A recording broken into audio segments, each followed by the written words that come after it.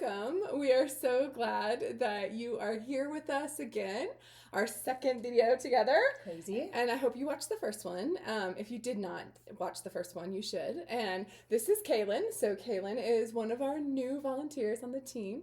Started last November or something like that.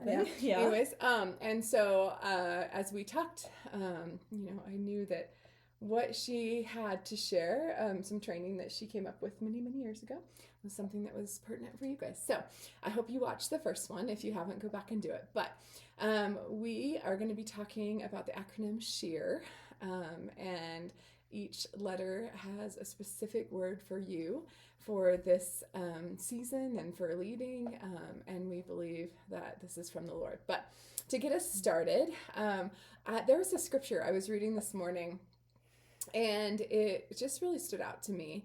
And so I'm going to read it. So it started actually in 1 Corinthians 12, but it's talking in 12:28. It's talking about God placing in the church apostles and prophets and teachers, gifts of healing, of helping, of guidance, and different kinds of tongues.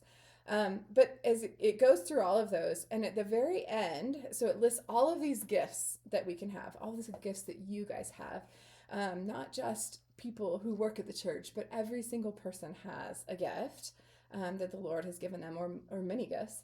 But I love that at the very end of 1 Corinthians 12, 12:31, it says, "Now eagerly desire the greater gifts."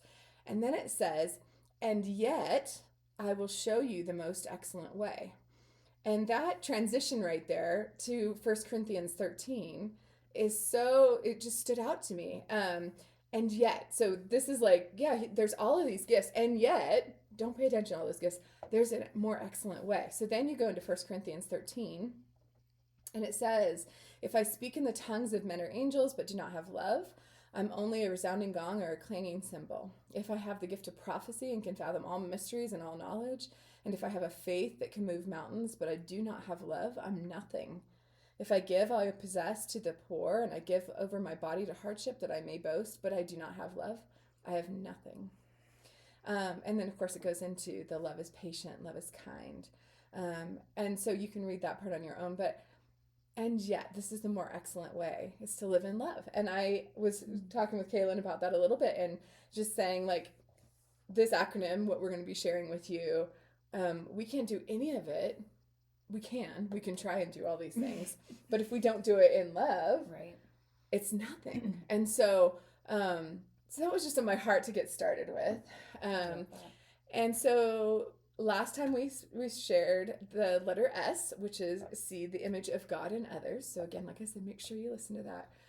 But today we're going to be talking about the letter H, which is hear them. And so I'm going to pass it over to Kaylin right now to talk about the letter H and hear them. Well, I love that you started with that because I think it gives us a framework to everything that we do, but also like very specifically this, because I think that in that passage it can pull out, okay, this is what love is. And then I think that we can take it a step further to say, well, how do we like practically in practical steps love others well? And really that's all that this is intended to do, is say that sounds abstract, to love others, but how do we do it and how do we do it well? And this is just a way, a tool, not the tool, but a tool, and how you can do that. And so, yeah, like we said, S.H.E.A.R is S.H.E.A.R. First video has where that comes from and why. And the first letter, S, is see the image of God. So seeing the person, not the problem, when someone comes and shares something with you. But the second letter is hear them, for H. And I think that it's really easy for us to be listening to someone and the whole time be thinking, okay, what do I need to say back? Or what can I say that'll make this better? Or how do I fix it? And the reality is, like, no one really wants you to fix it. I mean, if we could, like, wave, a magic wand or, like, make something better, please let me know where you got that from, because that's amazing. For sure. But, like, it doesn't exist, Yeah. right? And more than likely, no one actually wants you to give them the answer. They need to figure out the answer on their own, because that's the only thing that's going to be sustainable. So the more important thing is holding a space for them to share what's going on and letting them know that they are heard. And I think that we can jump to, like, empathizing or, giving advice. But if you first just pause and back up and say, like, okay, I just hear you, and I'm just going to let there be space for you to be heard, and I'm not going to jump to saying something. I'm just going to sit with you and listen and respect this space for you. I think that that is something that we can easily bypass. And so, a way that I like to kind of frame it up or make sense of it is when I think of someone going through something difficult or hard, it's almost like this weighted ball that you have in your chest. And I think that it's then this weighted ball that makes it really difficult just to even like get up out of bed in the morning. It makes it way more difficult to get through the day, and you're just more exhausted more easily. And I think that we see that in so many different ways. But when someone finally decides, okay, I'm going to share what I've gone through, I'm going to share this heavy thing with another person, it's like taking that ball out of your chest and like holding it out for someone else to see. And that takes a lot of strength, like not just to pull it out, but then also like it weighs on you in a different way and uses different muscles to hold something out. And so when someone's sharing something and they're holding out this weighted ball, it's like a moment that you can just reach back to them and hold it with them and say like, hey, I see this. Hey, this is a thing. And I'm with you in saying that let's figure this out and let's talk about this thing that you're holding out. And your job is not to take the ball from them. Your work is not to say, "Oh, don't worry, I'll take it from you. You can just walk without it." That's not how that works. It's still theirs that then they still hold back on their own. It's not yours to take, but it's yours that you can hold with them in a moment. And in that moment, it can be lighter for them, and you can reach out and hold it with them. And I think that's just a really, really beautiful sacred space to be in. So I think that ways that we can then just be in that moment with them as someone sharing something is you can just say something like, man, I hear you. I had a friend who used to say that every time I shared something. She would just say, I hear you. And at first I was like, that's very repetitive. But then I realized the power of what she's saying, which is keep talking if you want to, but like, I'm listening. And so every time she'd just say, yeah, I hear you. I've got you. I'm with you. And from there, you can also say things like, thank you for sharing that. Or, you know, for example, if someone said, oh, you know, my marriage is falling apart, or this blended family is really difficult, or caregiving is really hard, it's easy just to say, hey, I didn't realize that was something you were going through. Thank you so much for trusting me to talk to about that.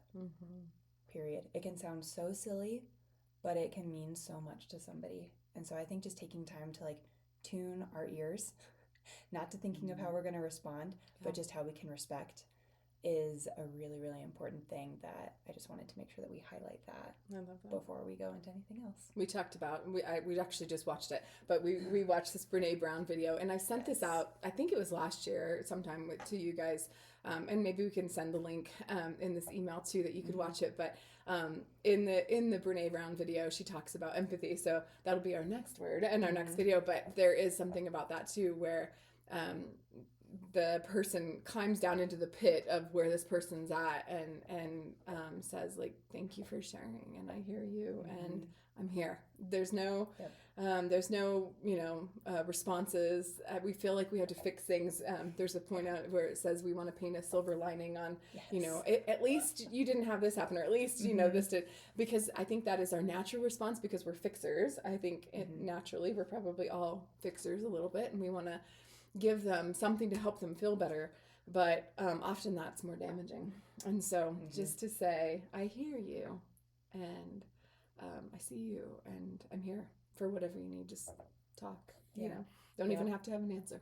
So I love it. Yeah. So that's just kind of what we wanted to highlight today. As like a practice, we are going to ask you to do a little something right now. So what I think that we can do is, again, there's a lot of noise, there's a lot of chaos, there's a lot of busyness, there's a lot that we probably have going on during the day. But I really wanted you just to take like 5 minutes or longer if you want to, but just sit and listen.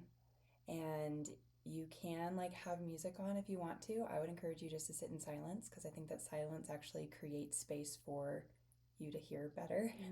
And so I would just encourage you to set a timer for whatever you feel comfortable doing, but just sit in silence and take a minute or take that time, I guess, however many minutes it is, just to write out what you hear. And if you are sitting in silence, maybe you're like, well, I hear nothing. Get a little quieter. Do you hear your own breath? Do you hear creaking? Do you hear wind outside? Any of those moments where you can just pause and kind of ground yourself into like this very, very present moment that you're in with a very present God who's there with you. And I think that when we can pause and we can slow down and we can tune our ears just to what's going on right here in this moment, one, it's going to calm ourselves and give us some grounding, but also it's going to attune us to like what God might be saying or doing too. And so it's also like a spiritual practice, not just like an emotional practice for ourselves too. So go ahead, pause the video, make it for however long you want, and then just write out the things around you that you hear. Welcome back. I hope that experience for you was sweet, that you were able to hear God and hear what's around you and be able to quiet your heart and your mind. Anything else you wanted to share about that, ending with that? Do it as often as you want. Yeah. You know, it doesn't have to be just in this moment. That's a practice that I do almost every morning. And I think that anytime we can take time just to ground ourselves in the present moment with our senses, all 5 senses, I think is really powerful. And it can be maybe even something that you can extend out to other people when they're saying, oh, I'm overwhelmed, I'm stressed. Okay, I hear you. And I think if we're practicing with ourselves, yes, being quiet with the Lord, it is easier to allow yourself to be in that space with somebody else where it feels a little awkward just because it's so quiet. But yeah, I'm just gonna sit and listen. Yep. And just allow. And it's valuable. Yeah. And it matters. Yeah. And it's important. And it will be the greatest thing that you offer. Really. Absolutely. Yeah. Thank you again for joining us. We hope that you've enjoyed this time, and we will be back next week with another video.